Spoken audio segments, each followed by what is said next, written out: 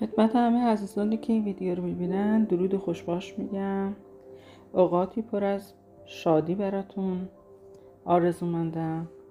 امیدوارم که سال نو رو به خوبی و خوشی آغاز کرده باشه. من سال نو رو با یک کار رنگی شروع کردم در اپلیکیشن دودل مستر.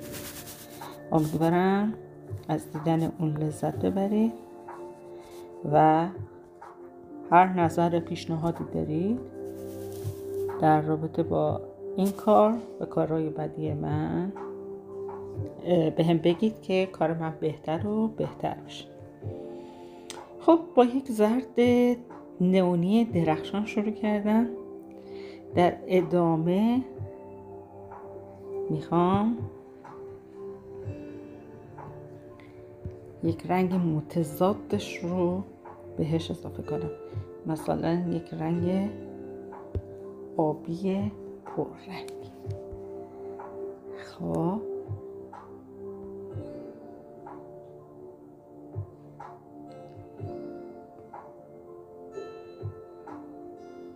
یک گل درست شد. حالا اینها رو به آرامی پرش میکنم. اجازه میدم اون کریتیویتی، اون خلاقیت به خودی خود کار بکنه. خیلی به چیز خاصی من توی کارهای رنگی فکر نمی کنم. فقط میخوام که از رقص رنگ ها کنار هم لذت ببرم. رنگ ها در هم ادغام بشن، خیلی سمود، خیلی روان و خودشون شکل بگیرن.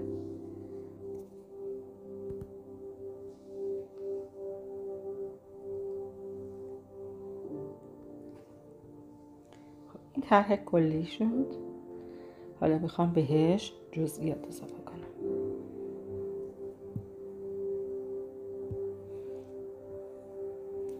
یک رنگ سبز میطلبه الان یک رنگ سبز میطلبه.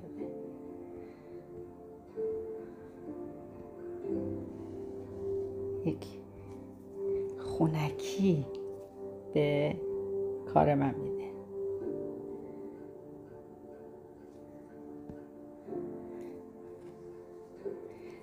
خیلی به این فکر نکنیم که حالا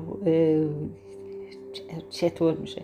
همین که دستمون روان روی این کار پیش بره خیلی خوب خواهد بود.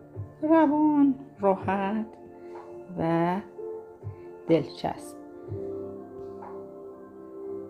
یک نگین اینجا بذاریم، نگین سبز. خب یه مقدار روی اینجا کار کنیم.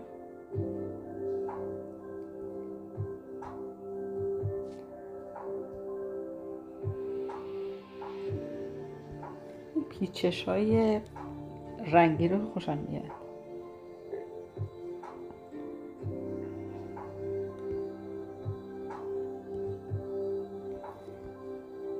خب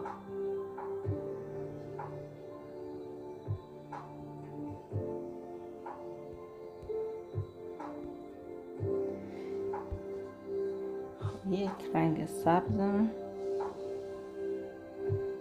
داخله. حالا از یک رنگ تم قرمز، مثلا نارنجی،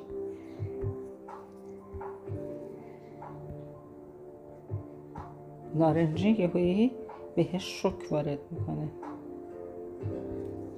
ببینید یهو تم فرق میکنه.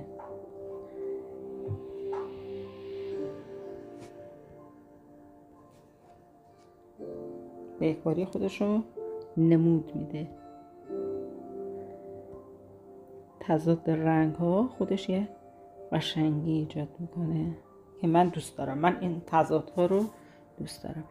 از گذاشتن نگین داخل اونها خوشم بیاد. یه نگین داشته باشه. خب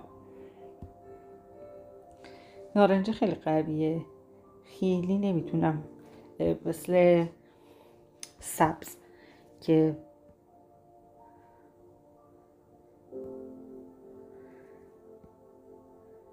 سبز خیلی سموتره، خیلی روانتره، ولی قرمز یه مقدار یا نارنجی، رنگای گرم خیلی انرژی تندی. خب رنگای نارنجی یه مقدار توی زمینه‌های نارنجی، قرمز یا رنگای قوی هستن، رنگایی هستن که حالا اگه بخوایم وسط رنگای دیگه به کار ببریمشون خیلی قوی هم، پوشانندگی زیادی دارن. برای همین یه مقدار به عنوان زینت کار من استفاده میکنم، مثلا به شکل نگین، کار نگین یا یه تیکه جواهر که بخوام توش بذارم. یه مقدار حالا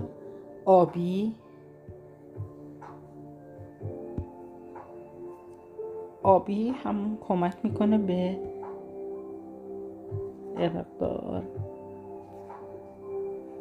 هم تو تمه های سبز هست، اگه میبینید کمک کننده هم رنگ سبزه، سرد میکنه یه ذره اون فضا رو.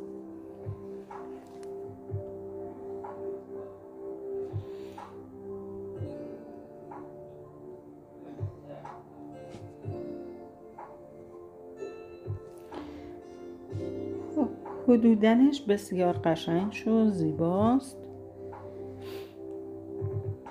حالا اگر رنگ سبز تندم بهش یه مقداری میذاریم، ببینید تا اون حالتی که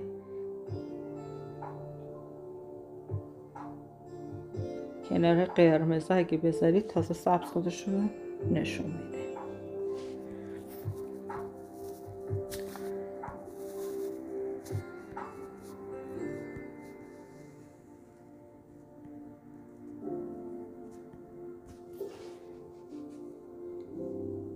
خب یه مقدارم اینجا بذاریم.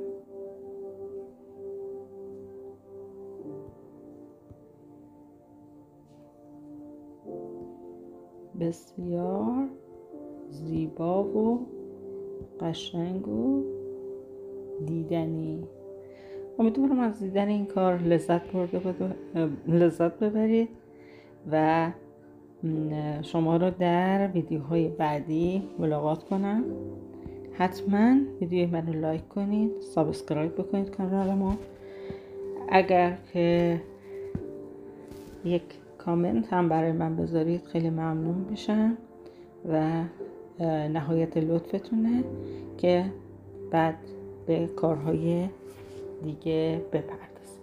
این کار انتهایی شد، خیلی دیدنی، قشنگ و جالب. کمی هم اینجا بهش اضافه کنم که این فضای بیرونش هم یه مقدار طرح بگیرم.